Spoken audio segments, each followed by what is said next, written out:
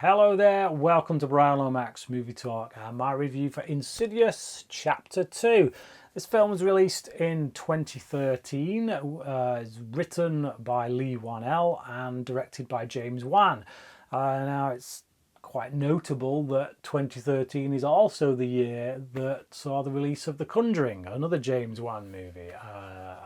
One that kind of really put him at the top of the horror game, I think, for a lot of people. I watched this because quite a few people told me it is actually better than the original. It's actually one of those rare sequels that is better. To those people, I have to say, what crack have you been smoking? Because this is definitely a decline, I would say, in quality over the first one, not an improvement. And that's coming from someone who liked the first one but didn't particularly love it. I thought this one was a little bit all over the place. It takes place after the events of the first one, when obviously the main character of Elise was killed. Spoilers, by the way, but if you've seen the first, I don't know why you'd be watching a review for the second film if you've not seen the first film, but this is spoilers for the first film. At the end of that film, Elise was killed by Patrick Wilson's character, the husband, who had then been seemingly taken over by a spirit after going into the spirit realm. This film picks up from that, and it becomes this kind of, again, it's a film of two halves, but it's like on one side you've got a bunch of the family kind of investigating, trying to find out what's behind everything, what's the spirit force that killed Elise, because Elise is kind of sending messages from beyond the grave, so they're investigating that. Meanwhile, you've got the wife trying to figure out whether the husband is possessed or what, and it's just, I don't care about it as much. Again, there's some good scares in it. I do feel like there are a few more jump scares in this one to what there were in the first one. I feel like one is relying on more horror tropes, traditional horror tropes, for this film than he did with the first one. I certainly feel like, obviously, this being the year that The Conjuring was released, he clearly put more of his efforts into that film than he did here. And this one feels almost like he's slumming it a bit, almost like he's just paying off a few favours. There's some interesting ideas. The spirit that has possessed Patrick Wilson's character.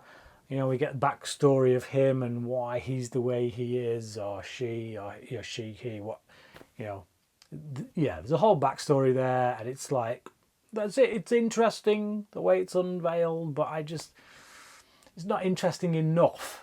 That's the thing. I feel like when we get into the spirit world and we meet Elise again, and we see the whole spirit realm thing, for me, I'm just not a big fan of.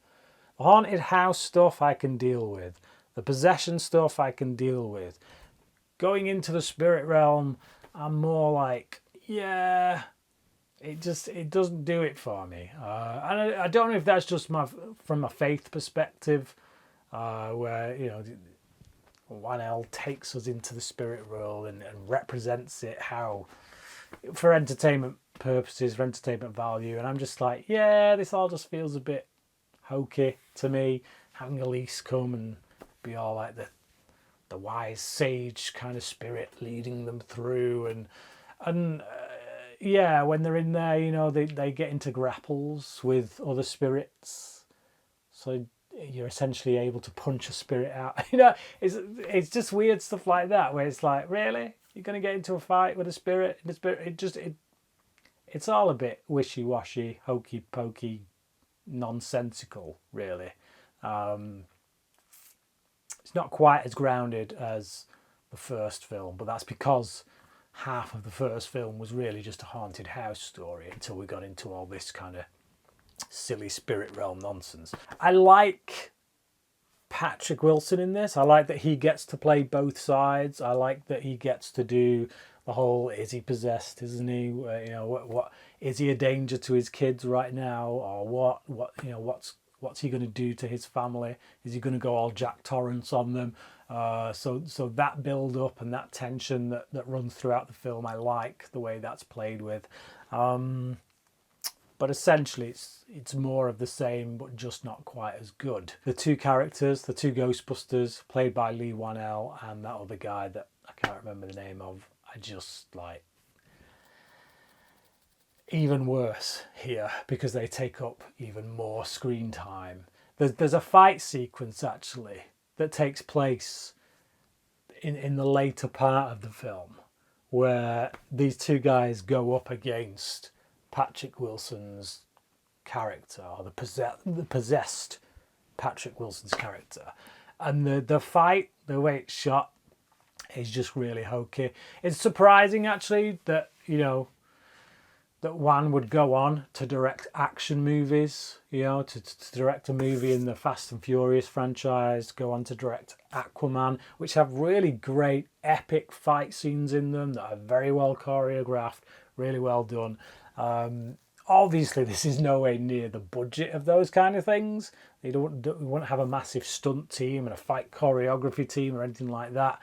But even so, I just feel like that fight scene was a bit like literally Whannell's character gets pushed a little bit and falls into a wall, and whether that's just his ability to, or lack thereof, to sell it, I don't know. But I'm like, really, that knocked you out. These two guys taking him on, and the fight just feels a bit. If it looks like a school play, it looks like kids at high school putting a play on and doing the bit that they really wanted to get to. Let's do a fight scene in our play, and we'll just ass around, and you flop to the floor, and you're knocked out. It's like, really, this is directed by the guy who did Aquaman. Not Wan's best work, must be said. Not Whannell's best work, must be said. It's a sequel to a film that is okay, but maybe not for me.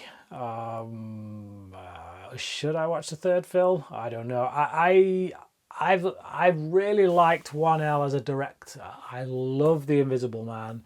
I love Upgrade. Insidious 3 is his directorial debut.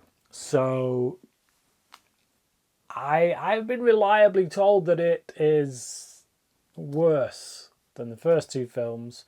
So I don't know, but I'm intrigued. I'm intrigued to see what he does with this franchise as a director, not just a writer. So I probably will watch it just for that reason. But what do you think? Is it worth getting to? What do you think of Chapter 2? Leave your thoughts down below. Let me know what they are. Thank you for watching this video. And until next time, cracking.